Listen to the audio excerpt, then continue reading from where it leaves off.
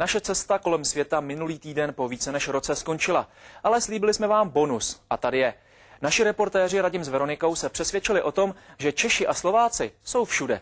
Pojďme si teď zmapovat, kde všude na ně natrefili.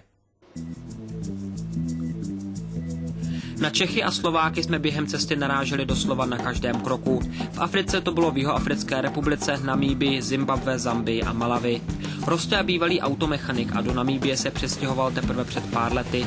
Je jedním z nejlepších safari průvodců. S ním jsme vystopovali lvy, žirafy, pakoně i slony a ukázal nám i čím se baví namíbijští průvodci, když nemají co dělat. Soutěží v plivání antilopích bobků. Se někde prostě nakreslí nějaká čára a ono potom to člověk strčí do pusí a prostě snaží se doflusnout nebo doplivnout, co nejdál může.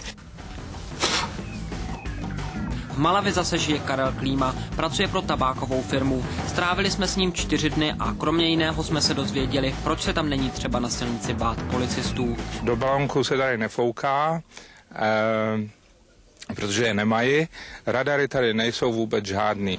Pak jsme se přesunuli do Evropy. I tady žijí Češi nebo Slováci doslova v každé zemi. Asi nejvíc nás překvapila vesnice Ajbental v Rumunsku. Mluví se v ní jenom česky. Jiné to není ani v Ásii. V Rusku, Číně, Koreji, Vietnamu, Thajsku, Malajsii nebo Singapuru. Tady všude jsme je objevili. Výjimku tvoří Mongolsko, ale tam jsme pro změnu potkali místní obyvatele, kteří nejen perfektně mluví česky, ale vyznají se i v naší populární hudbě. Gota slyším taky rád jako češianinci. A třeba Valdemara Matušku.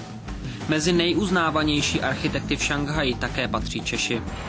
Tamhle ten vysoký barák, s tím mám cosi společného.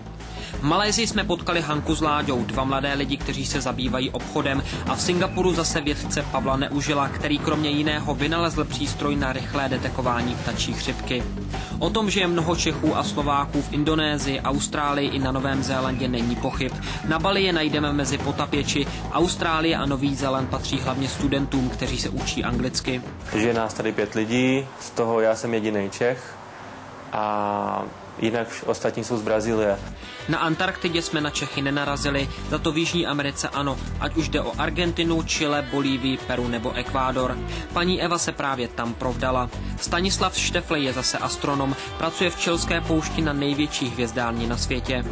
Ty nejjasnější objekty, jaký dneska asi pozorujeme, jsou kvasary. To znamená, že se pohybujeme někde ve vzdálenostech 9 až 10 miliard světelných roků.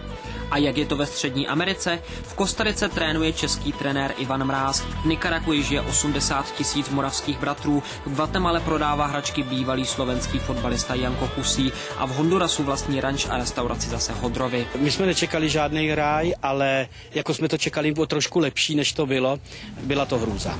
Mexiko a USA jsou Čechů a Slováků doslova plné. Například Iva se stará o pouliční psy v Mexico City. Tady máme jedno štěňátko, který před 2 týdny jsme zachránili z jednoho kanálu, kam ho vyhodil svůj bývalý majitel.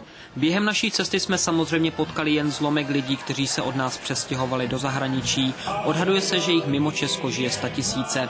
Dřív odcházeli hlavně z politických důvodů, dnes hraje prim vzdělání a práce.